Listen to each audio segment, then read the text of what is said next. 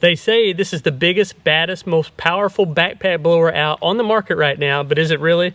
Have no idea. It's a Redmax EBZ9000. I just bought it from St. Louis Equipment just a couple days ago. Haven't even started it up.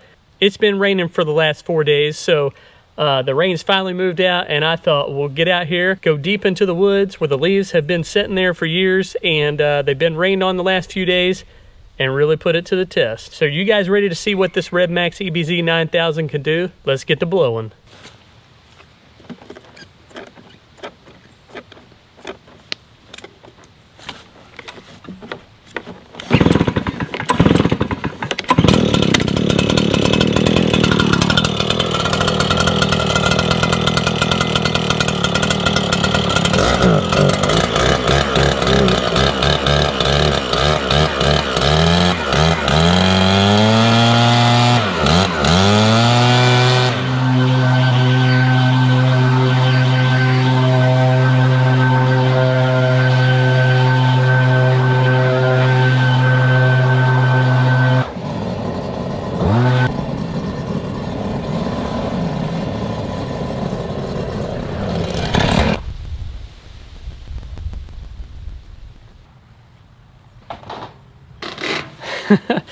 You can't make this stuff up. 5 seconds into it, and I already tore it up. So the handle has some hardware attached to it to hold this tight. And I felt the handle getting really loose on me.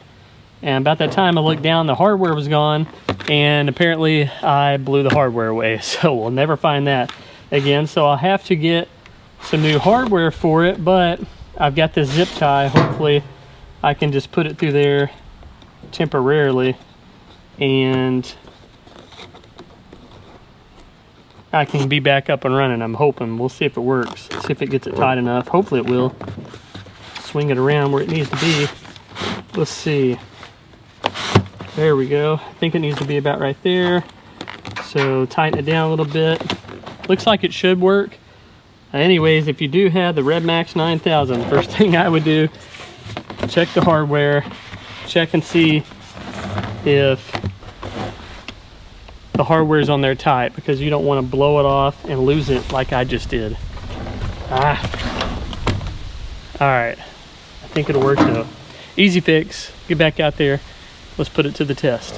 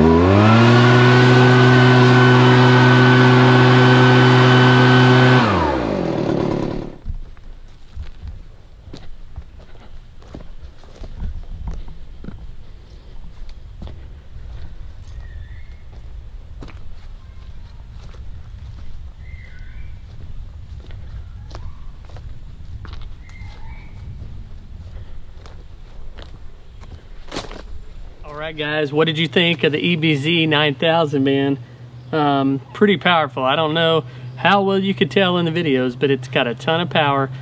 Supposedly it is 56 newtons of blowing force.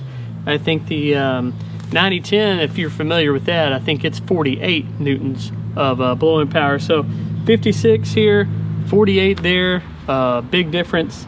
I will say I do like the push start. Instead of having a choke on here, you just have this button where you push it to start. You got to prime it several times beforehand, but prime it real good, push the start button, and it's very easy to pull. Matter of fact, I can probably start it setting down. Let me just try it real quick. Prime it real quick, push the start button. Once it's in, it clicks. Let's see if I can start it sitting down. Maybe not. Hold on. It's very easy to start though.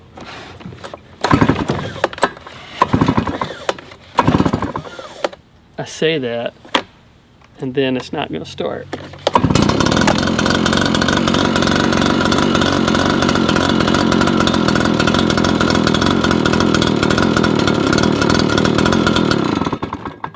Has a stop button on the handle.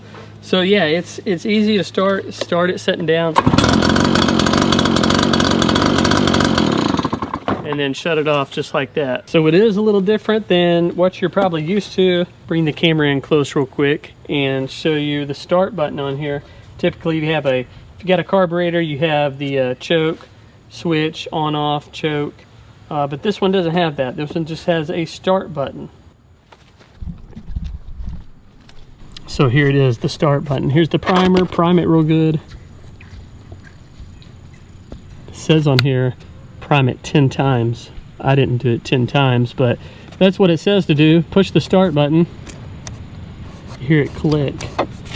Prime it 10 times. And then it'll start right up. Handle, a lot of people are asking about the handle.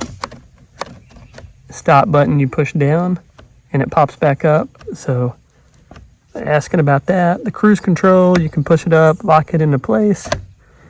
And again, push it down, and the stop button, once you push it down, it pops back up. So compared to the 9010, if you guys have used that or have thought about using it, this thing is a lot more comfortable, I think.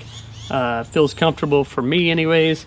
And then the tube, I don't know the length of the tube, but it feels a whole lot shorter than the 9010 tube. A lot of times when I use that bigger blower, the 9010, the tube will like drag on the ground. If you like let go of the tube and you're just walking with the backpack blower, the tube is long enough that it will actually drag on the ground a little bit. But I didn't have that problem with this EBZ9000. Let's just put it on real quick. We'll see how far it is from the ground. So if I'm wearing the backpack blower and you point it down, it's pretty close to dragging, you know, pretty close to hitting the ground. But I don't know if it's because it's brand new and the tube is not broke in yet.